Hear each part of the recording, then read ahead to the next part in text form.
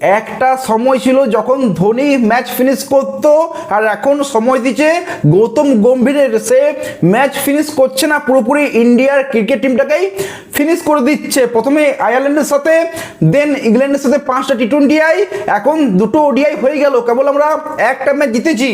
এটাই হচ্ছে গৌতম গম্ভীর। 178 রানে 3 উইকেট থেকে 233 রানে আমরা অল আউট হয়ে গেলাম, মানে 55 রানের মধ্যে আমাদের 7টা উইকেট পড়ে গেল।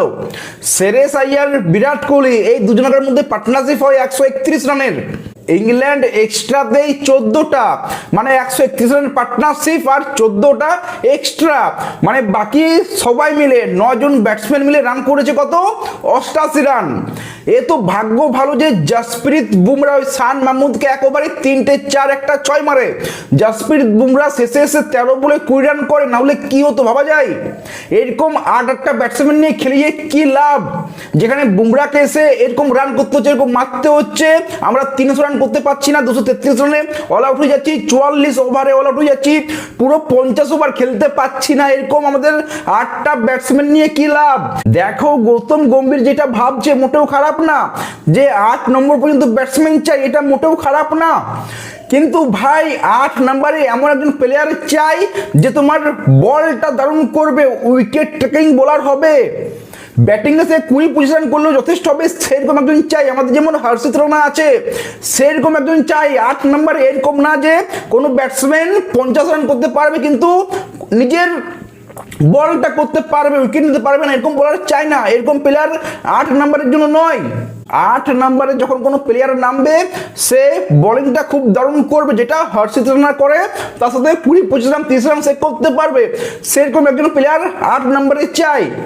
এরকম না অক্ষর প্যাটেলকে আমাদের চাই না যে তোমার 50 রান করতে পারবে কিন্তু 5 উইকেট নিতে পারবে না। একজন আমাদের উইকেট টেকিং বোলার চাই, যেমন কুলদীপ যাদব আছে, বসে আছে কুলদীপ যাদব, সেরকম একজন বোলার চাই 8 নম্বরে। তার সাথে যেমন হর্ষিত রানা ব্যাটিং করতে পারে, সেরকম একজন প্লেয়ার চাই। ওয়াশিংটন সুন্দরকে 5 নম্বরে নামিয়ে যুবরাজ সিং হবে না, এটা গৌতম গম্ভীরকে বুঝতে হবে যে 8 নম্বরে একজন ব্যাটসম্যান চাই, ঠিক আছে, কিন্তু সেরকম একজনকে চাই যে তোমার বোলিংটা পারফেক্ট করতে পারবে, উইকেট নিতে পারবে, তার সাথে 15-20 রান করতে পারবে, যেটা তোমার জসপ্রীত বুমরা করলো। 8 নম্বরে হর্ষিত রানা, 9 নম্বরে জসপ্রীত বুমরা, মোটেও খারাপ না। 9 নম্বর পর্যন্ত আমাদের ব্যাটিং এর ডেপথ থাকবে। জসপ্রীত বুমরাও ভালো ব্যাটিং করে, খারাপ না। এই তো আজকের ম্যাচেও 233 রান চেজ করতে গিয়ে ইংল্যান্ড 125 রানে তার 5টা উইকেট হারিয়ে ফেলে। কারণটা কি? কারণ আমাদের 3টে যে ফাস্ট বোলার আছে, ওটাই মেন কারণ। এরপর জো রুট দারুণ একটা ইনিংস খেলে। কারণটা কি? কারণ জো রুট ভাই one of the best batsman. সে জানে যে এরপরে আমাদেরকে শিবম দুবে আছে, ওয়াশিংটন সুন্দর আছে, আর অক্ষর প্যাটেল আছে। আমরা যদি 3 জনের ফাস্ট বোলারের 30 ওভার কাটিয়ে দিই, আমাদের এই 20 ওভারে আমরা এই রানটা করে নেব। জো রুট সেটা জানে যে সে কিভাবে খেলতে হয় ওডিআই ক্রিকেট। এটা কোনো টি20 না যে 1-2 বার কোনোভাবে কাটিয়ে দেবো কোনো বোলারকে দিয়ে পড়ে। এটা তোমার হচ্ছে ওডিআই, সেখানে তোমাকে পুরোপুরি 10টা উইকেট নিতে হবে। ওইরকম বোলার তোমাকে প্রপার 5 জনকে খেলাতে হবে যে তোমার সবাই উইকেট টেকিং ডেলিভারি বল করতে পারে। আমি অক্ষর প্যাটেলকে খারাপ বলছি না, ওইরকম বোলারটা চাই যে তোমার রান আটকাবে, কিন্তু তার সাথে কুলদীপ যাদবের মতো একজন বোলার চাই যে তোমার উইকেট নেবে। ওয়াশিংটন সুন্দর দিয়ে চলবে না। এই তো আগের ম্যাচেও ইংল্যান্ডের 61 রানের 0 উইকেট থেকে 80 রানের 5 উইকেট হয়ে গিয়েছিল, তারপর পার্টনারশিপ চলে আসে। অনেকেই বলছে ওয়াশিংটন সুন্দর অক্ষর প্যাটেল না থাকলে ম্যাচটা জিততাম না, কিন্তু ওইখানে যদি কুলদীপ যাদব থাকতো তাহলে হয়তো সে রানটা হতো না, সেখানে তোমাকে চেজ করতে হতো না, সেটাও ভাবতে হবে। 8 নম্বর পর্যন্ত ব্যাটসম্যান খেলিয়ে সেরকম কোনো লাভ নেই, যেখানে তোমার প্রথম 3-4টে বোলার দারুণ বোলিং করবে, দেন ওই 10-20 ওভারের যে একটা খারাপ বোলার থাকবে, পার্ট টাইম বোলার থাকবে, সে তোমার একটা উইকেট নিতে পারবে না, পার্টনারশিপটা বিল্ড করে দেবে। ওটা অপোজিট টিমের জন্য ভালো হবে, যে বোলার আসছে এবার আমি পার্টনারশিপটা বিল্ড করে নিই। আর যদি জসপ্রীত বুমরার মতো কোনো বোলারের একটা দিন খারাপ থাকে, তাহলে তো অপোজিট টিমকে কোনো ভাবতেই হবে না। এক তো শিবম দুবে, ওয়াশিংটন সুন্দর মতো বোলার আছে, তার সাথে অক্ষর প্যাটেল, তার সাথে ভাই এরকম একজন বোলার যার দিনটা খারাপ যাচ্ছে, তাহলে তো অপোজিট টিমকে ভাবতেই হবে না। এটা তো সময় সোহাগে হয়ে যাবে তাদের জন্য। গৌতম গম্ভীর যেগুলো করছে খুবই খারাপ হচ্ছে, সেটা ইন্ডিয়ার ক্রিকেট টিমের জন্য, এটা আমার মনে হয়। অনেকে বলবে ওয়ার্ল্ড কাপ জিতিয়েছে, চ্যাম্পিয়নশিপ জিতিয়েছে, অনেক কিছু বলবে, সেটা মনে রাখবে সেটা রাহুল দ্রাবিড়ের টিম ছিল, সেটা রোহিত শর্মার টিম ছিল। সেটা গৌতম গম্ভীরের টিম ছিল না। ওই এশিয়া কাপ মালয়েশিয়া ইউএসএ এদের সাথে জিতে কোনো লাভ নেই। পাকিস্তান কোনো ক্রিকেট টিম এখন?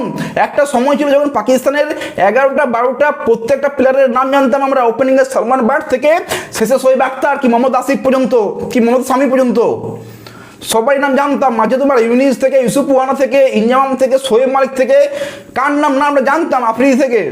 আর এখন এরকম একটা লোকের নাম বলে দাও বা দেখিয়ে দাও যে জানাই পাকিস্তানের 15টা প্লেয়ার কে কে আছে টিমে। ইভেন ক্যাপ্টেন অনেকে জানে না, অনেকে বলবে সালমান আলী ক্যাপ্টেন, অনেকে বলবে বাবার আজম ক্যাপ্টেন, অনেকে অনেক কিছু বলবে, ক্যাপ্টেনটা পর্যন্ত জানে না। মানে বুঝতেই পারছো পাকিস্তানের কেমন টিম এখন। তো এইসব টিমকে হারিয়ে আমরা এশিয়া কাপ জিতেছিলাম, পাকিস্তানের সাথে আমরা স্ট্রাগল করেছিলাম জিততে। আমি এইটা প্রথম থেকে বলে আসছি যে গৌতম গম্ভীরের কোচিং পছন্দ হচ্ছে না ভাই। শ্রীলঙ্কার সাথে সিরিজ হারছে ভাই, শ্রীলঙ্কার সাথে ওডিআই সিরিজ হেরে যাচ্ছি, আয়ারল্যান্ডের সাথে সিরিজ হেরে যাচ্ছি, মানে কি নিউজিল্যান্ড হারিয়ে চলে যাচ্ছে। প্রত্যেকটা রেকর্ড কেউ 27 বছর পর কেউ 30 বছর পর এরকম সব রেকর্ড হয়ে আসছে। ভাবা যায় গৌতম গম্ভীর কি করছে। যাই হোক, আরেকটা খারাপ খবর আসছে, রোহিত শর্মা 2027-এর ওডিআই ওয়ার্ল্ড কাপটা খেলবে না। এই যে নেক্সট ম্যাচটা আছে লর্ডসে, সেটাই তার লাস্ট ম্যাচ হবে, রিটায়ারমেন্ট নিয়ে নেবে, এরকম অনেক সোর্স থেকে খবর আসছে, যেটা আমার মনে হচ্ছে একদম 100% কনফার্ম খবর। কারণ রোহিত শর্মার যে ফ্যামিলি আছে তারাও লন্ডনে পৌঁছে গিয়েছে আজকে।